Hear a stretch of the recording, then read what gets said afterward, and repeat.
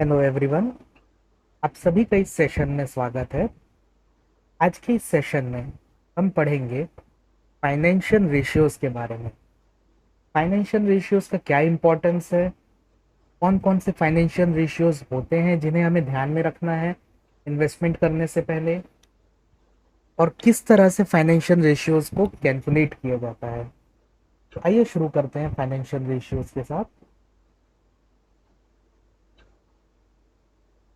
Financial ratio financial statement को analyse करने का एक तरीका होता है। फाइनेंशियल रेशियोज जो है उसे बेंजामिन ग्राहम ने बहुत ज्यादा प्रमोट किया था अपने समय में, जो फादर ऑफ फंडामेंटल एनालिसिस भी कहलाते हैं। फाइनेंशियल रेशियोज का बेनिफिट ये होता है कि हम उसके कॉम्पिटिटिव इंडस्ट्रीज जो है, सपोज एक कंपनी है एबीसी लिमिटेड, एक कंपनी है एक्स वाई जेड लिमिटेड, एक कंपनी है एमएनओ लिमिटेड। यदि ये तीन कंपनी है, हमें इन तीनों कंपनी का कंपैरेटिव एनालिसिस करना है कि कौन सी कंपनी ज्यादा बेटर है इन्वेस्टमेंट के पर्सपेक्टिव से। तो बैलेंस शीट और पी एंड एन स्टेटमेंट देखने के अलावा, बैलेंस शीट और पी एंड एन देखने के अलावा हम फाइनेंशियल रेशियोज देखते हैं, क्योंकि फाइनेंशियल रेशियोज एनालाइज करना ज़्यादा इजियर होता है और टाइम उसमें बहुत सेव होता है। हम ये एनालाइज करते हैं कि किस कंपनी का फाइनेंशियल रेशियो ज़्यादा बेटर है। तीनों कंपनी की बैलेंस शीट का एनालिसिस करना, कैश फ्लो का एनालिसिस करना और प्रॉफिट एंड लॉस स्टेटमेंट का एनालिसिस करना एक बहुत टाइम कंज्यूमिंग प्रोसेस हो जाता है। मगर जब हम फाइनेंशियल रेशियोज की बात करते हैं तो ये एक टाइम सेविंग टेक्निक है, इसीलिए हम फाइनेंशियल रेशियोज के थ्रू एनालिसिस करते हैं। फाइनेंशियल रेशियोज चार टाइप के होते हैं। पहला होता है प्रॉफिटेबिलिटी रेशियो, दूसरा होता है लेवरेज रेशियो, तीसरा होता है वैल्यूएशन रेशियो, चौथा होता है ऑपरेटिंग रेशियो या ऑपरेशनल रेशियो।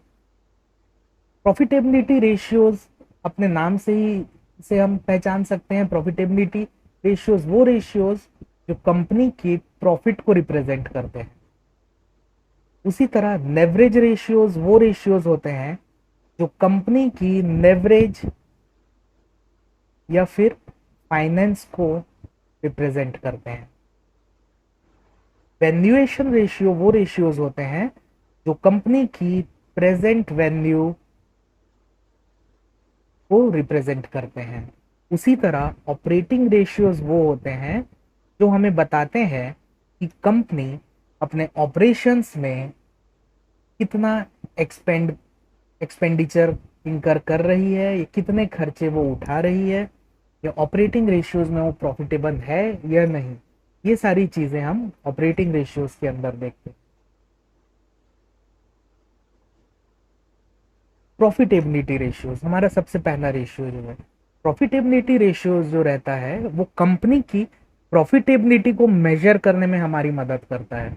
इससे हमें ये पता चलता है कि सपोज एक कंपनी है एबीसी लिमिटेड, तो ये कंपनी कितनी प्रॉफिटेबल है, कितनी प्रॉफिटेबल है, ये हम पता कर सकते हैं प्रॉफिटेबिलिटी रेशियो के थ्रू। उसी तरह ये रेशियो हमें ये भी बताता है कि कंपनी प्रॉफिट जनरेट करने में कितनी केपेबल है, कितनी सक्षम है। क्या कंपनी पिछले कुछ सालों में या पिछले कुछ वर्षों में प्रॉफिट प्रॉपरली जनरेट कर पा रही है, या कंपनी प्रॉफिट जनरेट नहीं कर पा रही है। ये सारी चीजें हमें प्रॉफिटेबिलिटी रेशियो से पता चलती है। प्रॉफिटेबिलिटी रेशियो में हम इन चार चीजों पे कॉन्सेंट्रेट करेंगे। पहला है इबिटा, ईबीआई डीटीए, जिसे बोलते हैं earning before interest depreciation tax and amortisation. इसके बारे में मैं आपको आगे चलकर और क्लियरली अच्छे से समझाऊंगा और ये भी बताऊंगा कि ये कैसे कैलकुलेट किया जाता है और इसका क्या यूज होता है। दूसरा है पीएटी, प्रॉफिट आफ्टर टैक्स, मतलब टैक्स माइनस करने के बाद कंपनी की रेवेन्यू कितनी रहती है। तीसरा है ROE, रिटर्न ऑन इक्विटी। हर एक शेयर्स के पीछे, हर एक इक्विटी के पीछे शेयर होल्डर को कितना रिटर्न मिल रहा है। तो ये सारी चीजें हम डिटेल में आगे एनालाइज करेंगे। फोर्थ है return on capital employed, ROCE। जितना कैपिटल कंपनी यूज कर रही है उसके कंपैरिजन में वो कितना रिटर्न जनरेट कर रही है, ये इस रेशियो के थ्रू हमें पता चलता है। तो आइए एक एक करके हम इन चारों रेशियोज को देखते हैं। सबसे पहला रेशियो है EBITDA, earning before interest, depreciation, tax and amortisation. EBITDA जो है कंपनी की मैनेजमेंट की एफिशिएंसी बताता है। हमें उससे ये पता चलता है कि कंपनी अपने ऑपरेटिंग लेवल पे कितनी एफिशिएंट है। कंपनी अपने ऑपरेटिंग लेवल पे कितनी कारगर है। और ऑपरेटिंग लेवल पे कंपनी कोई भी तभी कारगर हो सकती है जब उसका ऑपरेटिंग लेवल के जो मैनेजमेंट है वो प्रॉपर स्किल्ड हो या कारगर हो। तो एबिटा से हमें ऑपरेटिंग लेवल की एफिशिएंसी पता चलती है। It tells us how profitable company is it at operational level. Operational level पे कंपनी कितनी प्रॉफिटेबल है या कंपनी प्रॉफिट पे है भी या नहीं, ये हमें पता चलता है इबिटा के थ्रू। अब इबिटा कैसे कैलकुलेट किया जाता है? इबिटा कैलकुलेट करने का फॉर्मूला होता है operating revenue minus operating expense. Operating revenue minus operating expense. Operating revenue का फॉर्मूला है total revenue minus other income.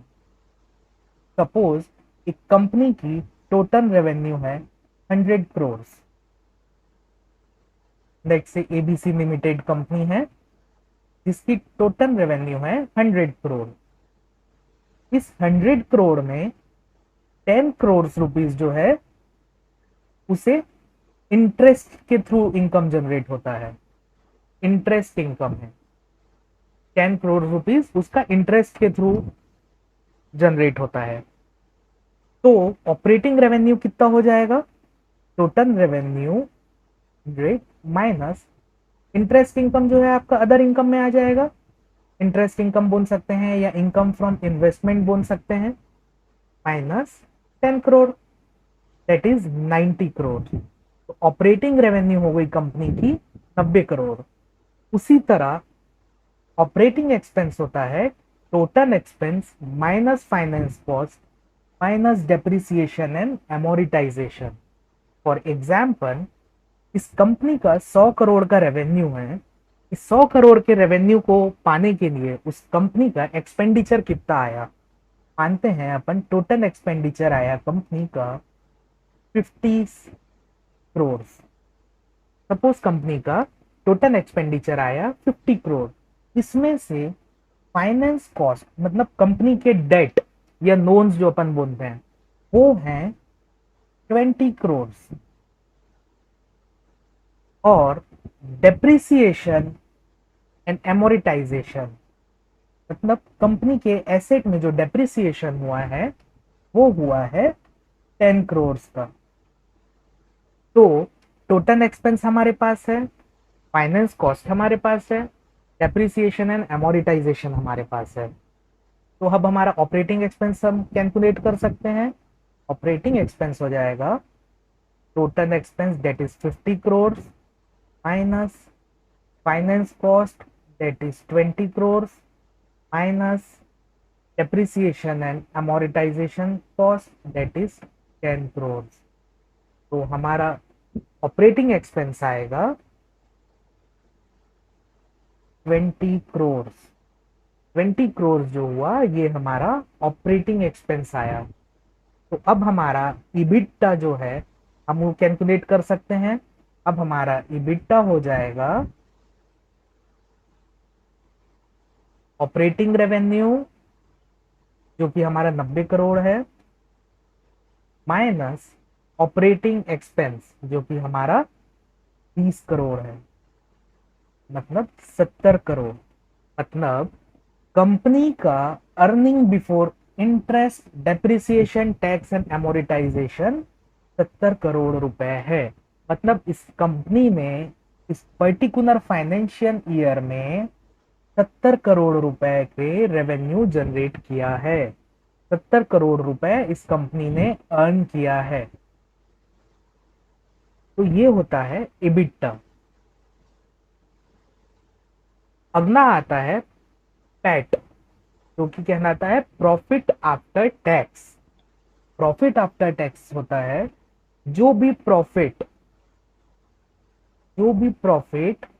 Tax deduct होने के बाद बचता है, उसे हम कहते हैं प्रॉफिट आफ्टर टैक्स।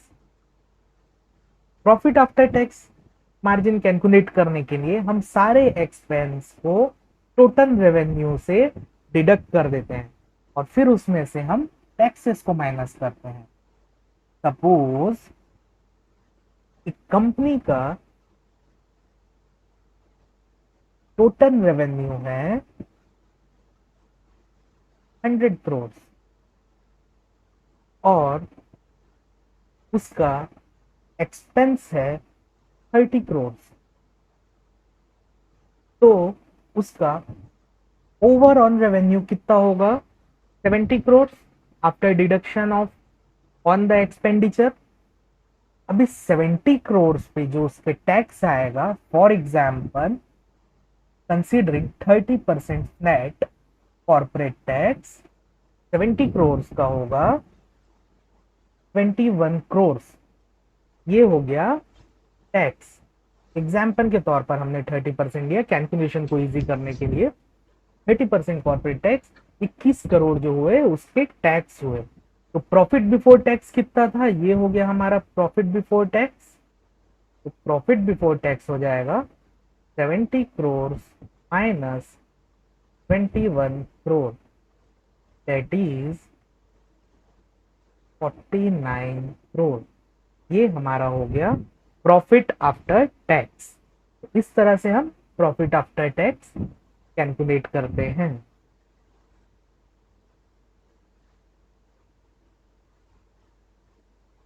आरओई जो कि कहलाता है return on equity. Return on equity. Return on equity की खासियत ये है, इससे इन्वेस्टर को ये पता चलता है कि शेयर होल्डर हर एक इक्विटी के पीछे जो उसने पैसा लगाया है उसे रिटर्न कितना मिल रहा है। सपोज एक पर्सन है, लेट्स से रमेश। रमेश ने टीसीएस के 10 शेयर्स खरीदे। 10 शेयर्स खरीदे। उसने खरीदा था 1000 रुपए के भाव पे। पेंडेमिक के समय एक एग्जाम्पल दे रहे हैं, 1000 रुपए के भाव पे एक शेयर। तो इस एक शेयर के पीछे रमेश को कितना रिटर्न मिल रहा है वो हम कैलकुलेट करते हैं रिटर्न ऑन इक्विटी के लिए, रिटर्न ऑन इक्विटी के through.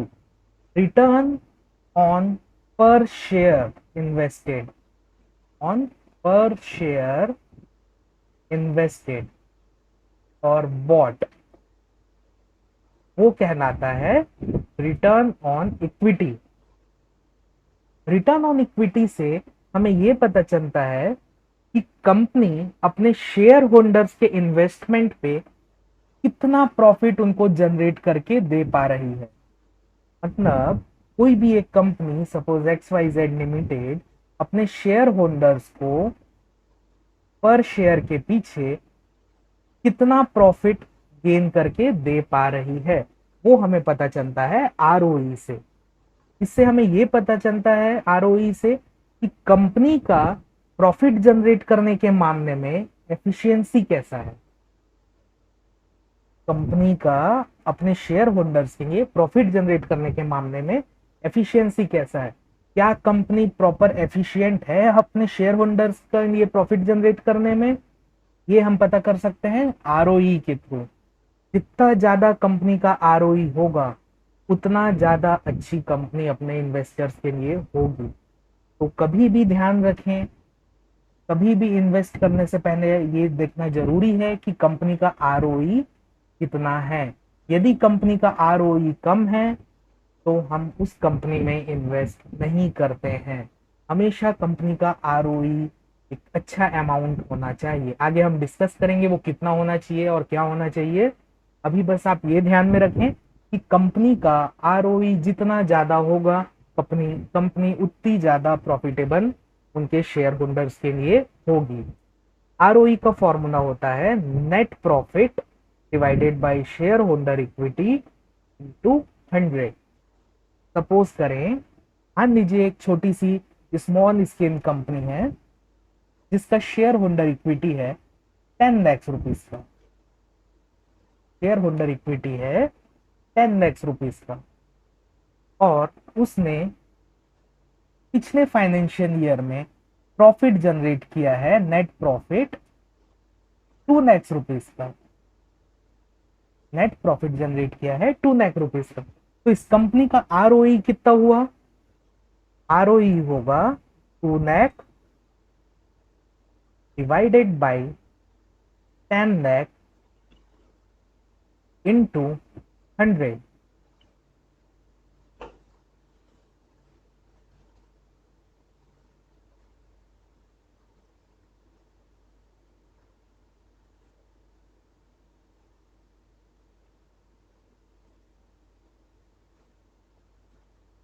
2 lakh divided by 10 lakh into 100।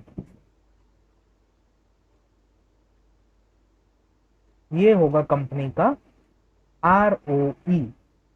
इसे हम सिंप्लीफाई करेंगे तो हमें मिलेगा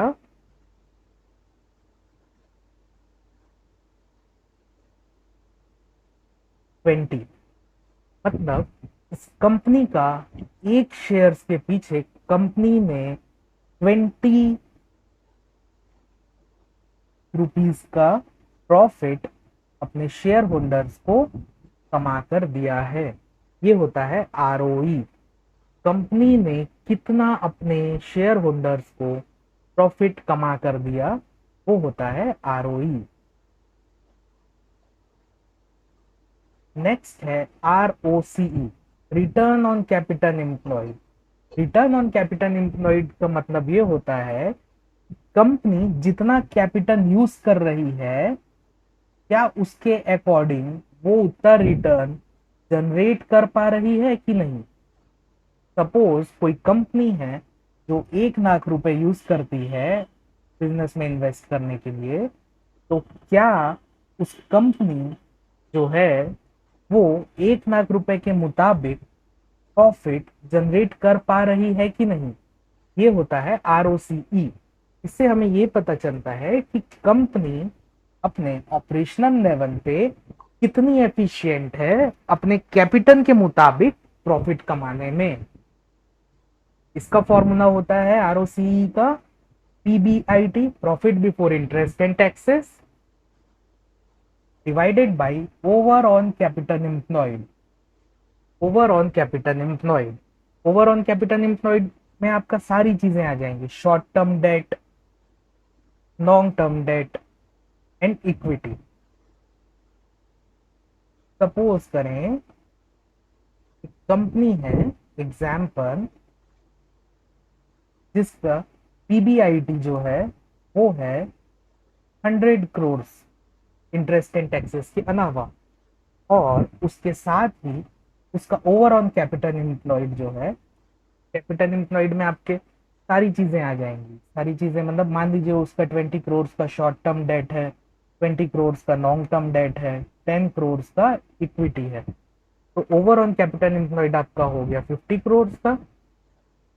50 करोड़ से हम डिवाइड करेंगे 100 को तो हमारे पास आएगा 2। तो कंपनी का आरओसीई जो है वो आ रहा है 2, मतलब ट्वाइस। तो इसका मतलब ये हो रहा है कि कंपनी जो है अपने टोटल कैपिटल जितना वो यूज कर रही है उससे दुगना प्रॉफिट कमाने में सक्षम है। ये होता है ROCE, return on capital employed. हमारा नेक्स्ट रेशियो है लेवरेज रेशियो। लेवरेज रेशियो से ये पता चलता है कि कंपनी कितने कर्जे में है और किस प्रकार का कर्जा उस पर है। इससे हमें ये पता चलता है कि कंपनी अपने फाइनेंशियल ऑब्लिगेशन मतलब पैसों की जरूरत कहाँ से पूरी कर रही है। क्या वो शॉर्ट टर्म डेट है, या वो लॉन्ग टर्म डेट है, या नॉन फाइनेंशियल डेट है, या क्या है। ये सारी चीजें हमें लेवरेज रेशियो से पता चलती है। इसके अंदर हम सबसे पहला देखते हैं इंटरेस्ट कवरेज रेशियो, जो कि कहलाता है आईसीआर। दूसरा है डेट टू इक्विटी रेशियो, जो कहलाता है डीईआर। और तीसरा है डेट टू एसेट रेशियो, जो कहलाता है डीएआर। ये तीनों चीजें हम लेवरेज रेशियोज के अंदर देखेंगे और इनके बारे में हम थोड़ा और डिटेल में पढ़ेंगे। सबसे पहले शुरू करते हैं आईसीआर के साथ, interest coverage ratio. Interest coverage ratio को डेट सर्विस रेशियो भी कहा जाता है और डेट सर्विस कवरेज रेशियो भी कहा जाता है। इससे हमें ये पता चलता है कि कंपनी अपने इंटरेस्ट बर्डन के कंपैरिजन में वो कितना अर्न कर रही है। सपोज यदि कोई कंपनी है जिसका एनुअल इंटरेस्ट उसको पे करना है 20 करोड़ रुपीस का, तो इस 20 करोड़ रुपीस के अगेंस्ट, इस 20 करोड़ के इंटरेस्ट के अगेंस्ट कंपनी कितना रिलेटिवली अर्न कर रही है, कितना रिलेटिवली वो कमा रही है, वो हम जानते हैं इंटरेस्ट कवरेज रेशियो के थ्रू। इंटरेस्ट कवरेज रेशियो का फॉर्मूला है EBIT divided by interest payment. EBIT होता है आपका earning before interest and tax. हमने ईबीआईटीडीए के बारे में पढ़ा है प्रॉफिटेबिलिटी रेशियो में।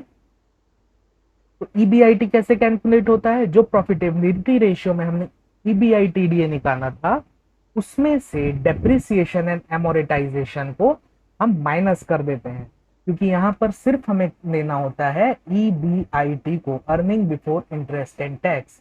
हमें डेप्रिसिएशन एंड एमोरेटाइजेशन की वैल्यू की आईसीआर में जरूरत नहीं होती है। और उसके पीछे रीजन ये है क्योंकि हम यहाँ पर ऑलरेडी इंटरेस्ट को कंसिडर कर रहे हैं, जो कि हम as a interest payment finance obligation हम पे करेंगे फाइनेंसर को या फिर फाइनेंशियल कंपनी को जिससे हमने लोन लिया रहेगा। तो वहां पर हमें डेप्रिसिएशन और एमोरेटाइजेशन क्लेम करने की जरूरत नहीं होती है। इसीलिए हम कैलकुलेट करते हैं ईबीआईटी, और ईबीआईटी माइनस डेप्रिसिएशन एंड एमोरेटाइजेशन होता है ईबीआईटीडीए माइनस डेप्रिसिएशन एंड एमोरेटाइजेशन होता है EBIT. Earning before interest and tax divided bye interest payment हमारा निकलता है interest coverage ratio. Interest coverage ratio, suppose एक कंपनी है जिसका इबिटा है 50 करोड़, डेप्रिसिएशन एंड एमोरिटाइजेशन है 10 करोड़, उसका ईबीआईटी हो गया 40 करोड़। इंटरेस्ट पेमेंट उसे एनुअली करना है 10 करोड़ रुपीस का, तो उसका आईसीआर क्या होगा, आईसीआर होगा 40 crore divided by 10 crore, which means 4। Which means इसका मतलब ये होता है कंपनी के पास जितना उसे इंटरेस्ट पे करना है उससे 4 गुना ज्यादा पैसा है। कंपनी के पास जितना उसे इंटरेस्ट पे करना है उससे 4x मतलब 4 गुना ज्यादा उसके पास पैसा है। जितना ज्यादा रेशियो होगा उतनी बेटर कंपनी हमारे इन्वेस्टमेंट के लिए होगी। Higher the ratio better is the company. इसीलिए हम हमेशा ये देखते हैं कि कंपनी का इंटरेस्ट कवरेज रेशियो ज्यादा हो।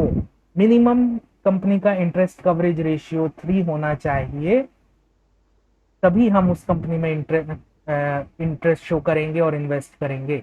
यदि आईसीआर 3 से कम है, यदि कंपनी का आईसीआर 3 से कम है तो हम उसमें इन्वेस्टमेंट नहीं करेंगे। ICR should always be greater than और इक्वल टू 3। आईसीआर हमेशा 3 या उससे ऊपर होना चाहिए।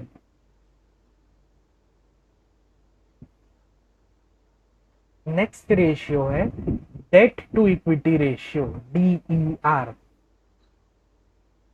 इसमें हमें यह पता चलता है कि कंपनी अपने टोटल डेट के मुकाबले वो कितना इक्विटी कैपिटल जनरेट कर रही है। कंपनी अपने टोटल डेट के मुकाबले कितना इक्विटी कैपिटल जनरेट कर रही है। जितना ज्यादा debt to equity ratio company का होगा उतना ही वो नुकसानदायक कंपनी के लिए होता है, क्योंकि यदि कंपनी का डेट टू इक्विटी रेशियो ज्यादा है, इसका मतलब ये होता है कि कंपनी जरूरत से ज्यादा कर्जा ले रही है अपनी फाइनेंशियल जरूरतों को पूरा करने के लिए, जो कि हमारे लिए सही नहीं है इन्वेस्टमेंट के पर्सपेक्टिव से। इसीलिए हमेशा डेट टू इक्विटी रेशियो जो है 1 या उससे कम होना चाहिए, तभी हम उसमें इन्वेस्ट करते हैं। अगर DER रेशियो 1 या उससे कम है तो हम इन्वेस्ट करते हैं, और अगर DER रेशियो 1 से ज्यादा होता है तो हम उसे प्रिफर नहीं करते हैं। DER का फॉर्मूला होता है total debt divided by total equity, मतलब टोटल डेट जितना कंपनी का है उसके अगेंस्ट उसकी टोटल इक्विटी। सपोज एक कंपनी है ABC लिमिटेड और एक कंपनी है XYZ लिमिटेड। मान के चलिए ये भी ऑटोमोबाइल सेक्टर की कंपनी है, ये भी ऑटोमोबाइल सेक्टर की कंपनी है।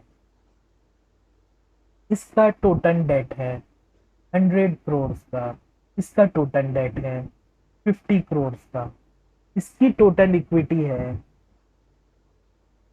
100 करोड़ की, इसकी टोटल इक्विटी है 100 करोड़ की। दोनों की टोटल इक्विटी सेम है, तो दोनों के कंपैरिजन में आप कौन सी कंपनी को इन्वेस्ट करने के लिए प्रीफर करेंगे?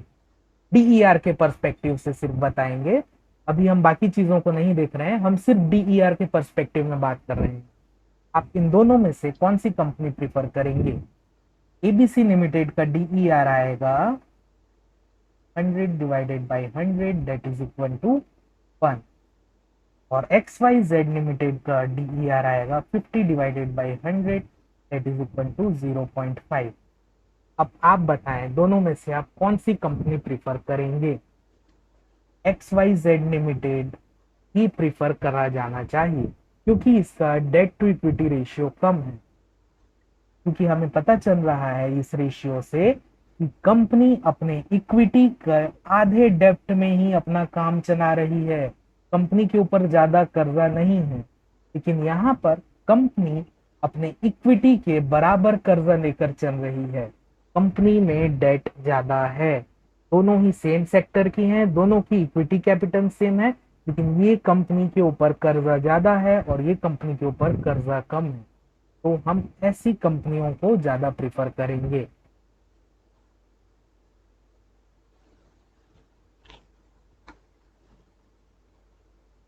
डेट की जब हम बात करते हैं तो उसमें हमारी नॉन करेंट लायबिलिटीज और करेंट लायबिलिटीज हम दोनों को कंसिडर करेंगे।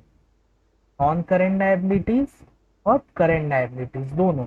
नॉन करेंट में आपके लॉन्ग टर्म बोरोइंग्स वगैरह भी आ जाएंगे और करेंट में आपके शॉर्ट टर्म बोरोइंग्स भी आ जाएंगे।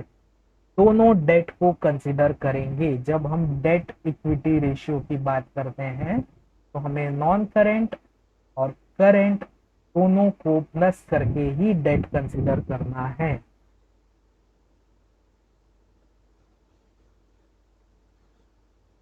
नेक्स्ट है debt to asset ratio. Debt to asset ratio, debt to asset ratio से हमें कंपनी की एसेट फाइनेंसिंग पैटर्न पता चलती है। Asset financing pattern, asset financing pattern क्या होती है? कंपनी यदि 100 करोड़ का कर्ज ले रही है तो 100 करोड़ में से कितना कर्जा वो अपना एसेट बनाने में यूज कर रही है, ये हमें पता चलता है डेट टू एसेट रेशियो से। ये हमें पता बताता है कि कितना एसेट कंपनी का फाइनेंस्ड के थ्रू लिया गया है। सपोज एक कंपनी है जिसका एसेट वैल्यू 100 करोड़ है इस 100 करोड़ के एसेट में से कितना ऐसा एसेट है जो कि फाइनेंस्ड है, कितना एसेट जो है वो फाइनेंस्ड है। हो सकता है इस 100 करोड़ में से 20 करोड़ फाइनेंस्ड एसेट हो, या हो सकता है वो 50 करोड़ फाइनेंस्ड एसेट हो, या हो सकता है वो 75 करोड़ फाइनेंस्ड एसेट हो। तो ये हमें पता चलता है डेट टू एसेट रेशियो से। डेट टू एसेट रेशियो का फॉर्मूला है total debt divided by total asset, total debt divided by total asset. Debt, मान लीजिए कोई कंपनी है जिसका फाइनेंस है 100 करोड़ रुपए का, और उसके पास टोटल एसेट है 200 करोड़ का। ये कितना हुआ? ये हुआ 0.5। मतलब कंपनी के 50% एसेट, कंपनी के 50% एसेट किसी न किसी बैंक या फाइनेंशियल इंस्टीट्यूशन के थ्रू फाइनेंस्ड हैं। तो जितना ज्यादा एसेट कंपनी का फाइनेंस्ड रहता है, उतना ही ज्यादा वो रिस्की रहता है इन्वेस्टर के लिए। जितना ज्यादा कंपनी का एसेट फाइनेंस रहता है, उतना ही ज्यादा वो इन्वेस्टर के लिए रिस्की होता है। इसीलिए हम कोशिश करते हैं कि हम ऐसी कंपनी में इन्वेस्ट करें जिसका डेट टू एसेट रेशियो जो है कभी भी 30% से ज्यादा एक्सीड ना हो। अगर आपको कोई कंपनी ऐसी फाइंड आउट कर पाते हैं जिसके सारे फाइनेंशियल रेशियोज बहुत अच्छे हैं, मगर डेट टू एसेट रेशियो 40% है, तो भी आप एक बार कंसिडर कर सकते हैं। लेकिन 40% से ज्यादा डेट टू एसेट रेशियो को कभी भी इन्वेस्टमेंट पर्सपेक्टिव से नहीं प्रिफर करना चाहिए।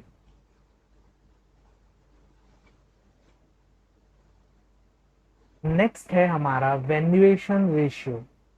वैल्यूएशन रेशियो से हमें यह पता चलता है कि कंपनी का स्टॉक प्राइस कितना ज्यादा अट्रैक्टिव है इन्वेस्टमेंट के पर्पज से। कहीं ऐसा तो नहीं कि कंपनी की स्टॉक प्राइस की वैल्यू 100 रुपीज होनी चाहिए लेकिन मार्केट में 150 रुपए चल रहा है, तो क्या ये अट्रैक्टिव हुआ? नहीं, क्योंकि ये अपने एक्चुअल भाव से 50 रुपए ज्यादा चल रहा है। मगर वहीं यदि कोई स्टॉक वैल्यू जिसकी एक्चुअल वैल्यू 100 रुपए होनी चाहिए मगर मार्केट में वो 80 चल रहा है, तो क्या ये अट्रैक्टिव है? बिल्कुल ये अट्रैक्टिव है, क्योंकि ये अभी अंडर वैल्यूड है, अंडर वैल्यूड है। इसके पोटेंशियल जो है अभी भी अनलॉक्ड है। हो सकता है ये 80 का आगे चलकर 150 हो जाए, अपने इस एक्चुअल वैल्यू को क्रॉस कर जाए। लेकिन ये जो 100 चल रहा है, ये कभी भी हद से हद तक ज्यादा और ज्यादा नहीं जा सकता है, जब तक का कोई अच्छा रीजन या कोई अच्छा फंडामेंटल कारण ना हो। क्योंकि वैसे तो एग्जांपल्स बहुत हैं जो अपने एक्चुअल वैल्यू से बहुत ऊपर ऊपर भी ट्रेड कर रहे हैं, जिसमें से एक एग्जांपल है Reliance India limited, MRF tyres, TCS है, बजाज है, बजाज फिनकॉर्प है। ऐसे बहुत से एग्जांपल हैं, लेकिन उनके पीछे कुछ ना कुछ फंडामेंटल रीजंस होते हैं। हमें उन सब रीजंस को भी कंसिडर करना होता है। वैल्यूएशन रेशियो कंपनी के शेयर प्राइस का जो एक्चुअल वैल्यू है वो डिटेक्ट करने में हमें हेल्प करता है। It helps in detecting actual value of company share price. हम इससे एक्चुअल कंपनी की शेयर प्राइस वैल्यू पता कर पाते हैं। वैल्यूएशन रेशियोज में हम इन तीन रेशियोज के बारे में पढ़ेंगे। पहला है price to sales, PS ratio. दूसरा है price to book value, PBV ratio. तीसरा है price to earning, PE ratio. ये सारे रेशियोज जो हैं ये बहुत ही इंपॉर्टेंट है हमारे इन्वेस्टमेंट पर्सपेक्टिव के लिए। तो हम देखते हैं इन तीनों रेशियो को एक के बाद एक। पहला रेशियो है प्राइस टू सेल्स रेशियो। इससे हमें ये पता चलता है कंपनी की जो स्टॉक प्राइस का जो प्राइस है, शेयर्स का जो प्राइस है, वो सेल्स, कंपनी की सेल्स से कितना इन्फ्लुएंस है। मतलब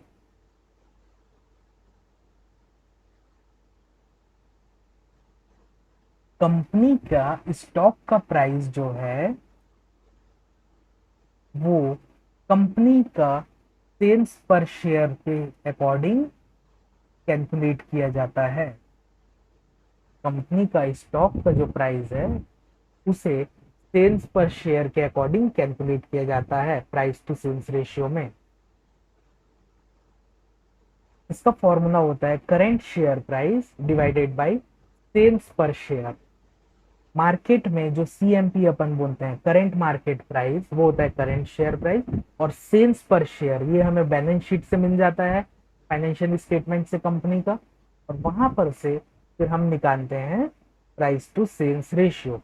सेल्स पर शेयर का फॉर्मूला होता है टोटल रेवेन्यू, टोटल रेवेन्यू जो कंपनी का उस फाइनेंशियल ईयर में हुआ है, divided by total number of share, मतलब कंपनी के जितने शेयर्स हैं टोटल, उनसे उनको टोटल रेवेन्यू और टोटल नंबर ऑफ शेयर्स को जब हम डिवाइड करते हैं तो हमें मिलता है sales per share. Current share price divided by sales per share जो होता है वो होता है प्राइस टू सेल्स रेशियो। कभी भी प्राइस टू सेल्स रेशियो 1 या उससे कम हो तो वो हेल्दी माना जाता है, वो हेल्दी माना जाता है इन्वेस्टमेंट के लिए। कभी भी प्राइस टू सेल्स रेशियो 1 या उससे कम हो तो वो हेल्दी माना जाता है इन्वेस्टमेंट के लिए। नेक्स्ट आता है price to book value ratio. इस रेशियो से हमें ये पता चलता है कि कंपनी ओवर वैल्यूड है या अंडर वैल्यूड है। प्राइस टू बुक वैल्यू का रेशियो का फॉर्मूला होता है करेंट प्राइस ऑफ स्टॉक, मतलब सीएमपी करेंट मार्केट प्राइस, और book value of stock PV. Suppose एक कंपनी है जिसका स्टॉक का प्राइस करेंट मार्केट में 100 रुपीज है, लेकिन उसका बुक वैल्यू में उसके फाइनेंशियल स्टेटमेंट में 50 रुपीज है, तो पीबीवी रेशियो क्या हो जाएगा? 2। पीबीवी रेशियो 2 हो जाएगा। मतलब कंपनी जो है अपने एक्चुअल प्राइस से दुगनी रेट पर चल रही है। मतलब कंपनी का शेयर जो है वो अपनी एक्चुअल कीमत से दुगने दाम पर ट्रेड हो रहा है। इस टू का मतलब ये होता है। तो हम हमेशा ये प्रीफर करते हैं कि price to book value ratio 1 हो या इक्विवेलेंट टू 1 हो, आइदर 1 और इक्वल टू 1। यदि पीबीवी रेशियो यदि पीबीवी रेशियो लेस देन या इक्वल टू 1 है तो वो एक हेल्दी इन्वेस्टमेंट कहला सकता है आगे चलकर। और अगर यदि पीबीवी रेशियो 1 से ज्यादा है मतलब कंपनी ओवर वैल्यूड है। ये हमें पता चलता है price to book value ratio से। हमारा नेक्स्ट रेशियो है price to earning ratio, PE ratio. PE ratio हम कैलकुलेट करते हैं current stock price divided by earning per share से। करेंट स्टॉक प्राइस बोलने से करेंट मार्केट प्राइस स्टॉक का current market price divided by earning per share. Earning per share का formula होता है पीएटी, जो कि profit after tax divided by total number of share. इससे हमें मिल जाता है ईपीएस, अर्निंग पर शेयर। और जब हम करेंट मार्केट प्राइस को अर्निंग पर शेयर से डिवाइड करते हैं तो हमें मिलता है PE ratio, price to earning ratio.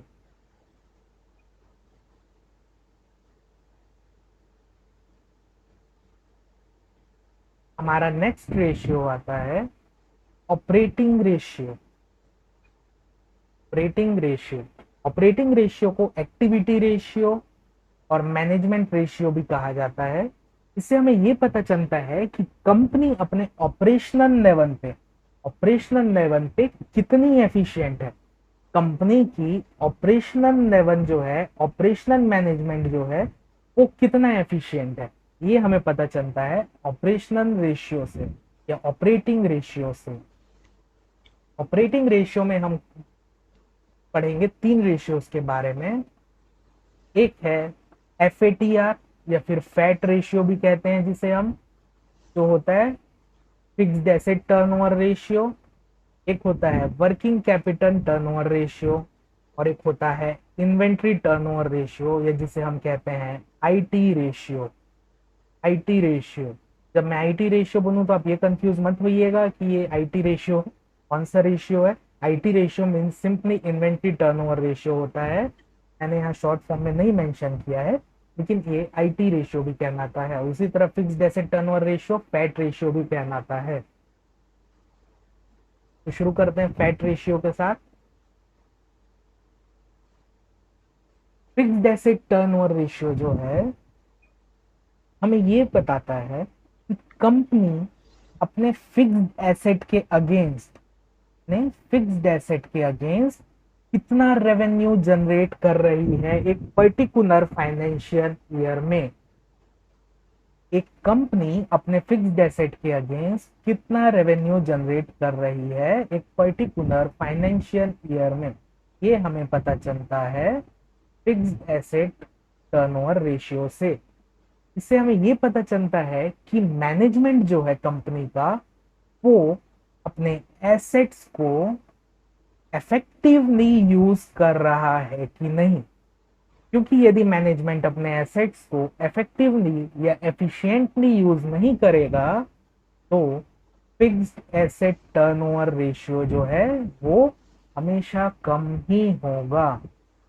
यदि कंपनी का मैनेजमेंट इफेक्टिवली फिक्स्ड एसेट्स को यूज करेगा तो फिक्स्ड एसेट रेशियो हमेशा इंक्रीजिंग ही होगा। फिक्स्ड एसेट टर्नओवर रेशियो का फॉर्मूला होता है operating revenue divided by total average asset. Operating revenue divided by total average asset. हमारा नेक्स्ट रेशियो है working capital turnover ratio.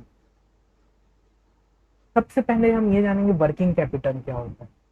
Working capital का मतलब वो राशि या वो अमाउंट जो कंपनी को अपनी रोजमर्रा की जरूरतों को पूरा करने के लिए लगता है। वो राशि या वो अमाउंट जो कंपनी को अपनी रोजमर्रा की जरूरतों को पूरा करने के लिए लगता है उसे हम कहते हैं वर्किंग कैपिटल। वर्किंग कैपिटल कैसे कैलकुलेट करते हैं? वर्किंग कैपिटल का फॉर्मूला है current asset minus current liability. Current asset minus current liability. और वर्किंग कैपिटल टर्नओवर रेशियो का फॉर्मूला है revenue divided by average working capital. Revenue divided by average working capital.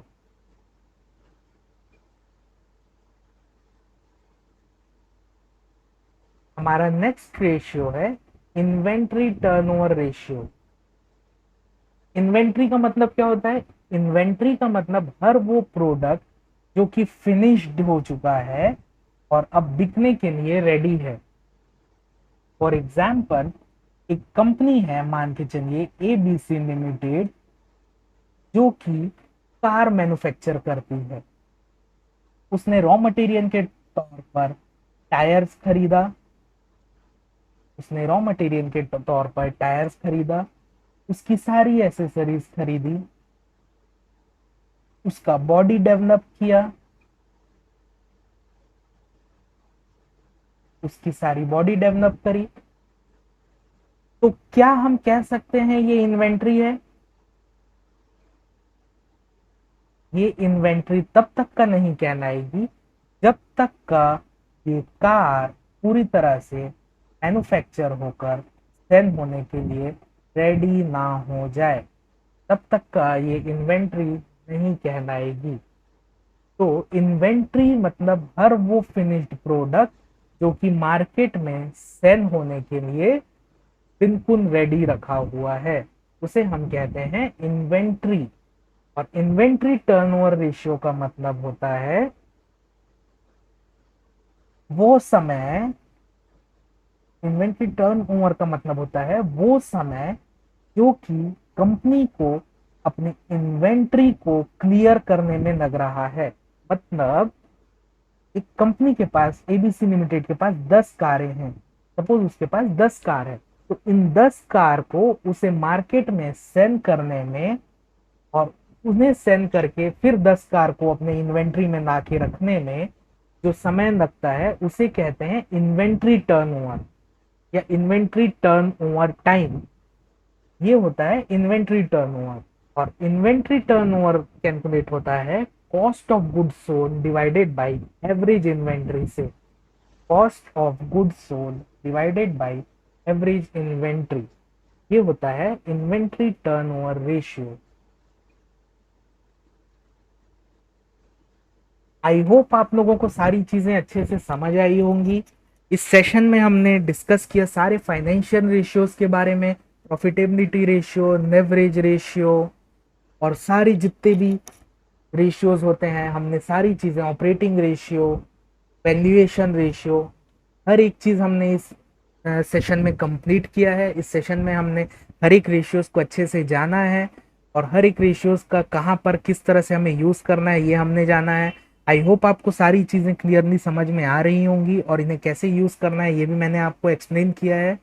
तो मिलते हैं अगले सेशन में प्रॉपर और एनालिसिस के साथ और देखते हैं कि हमें इन्वेस्टमेंट कैसे करना है और किस तरह से हम स्टॉक्स को सेलेक्ट कर सकते हैं। तो इस सेशन में इतना ही।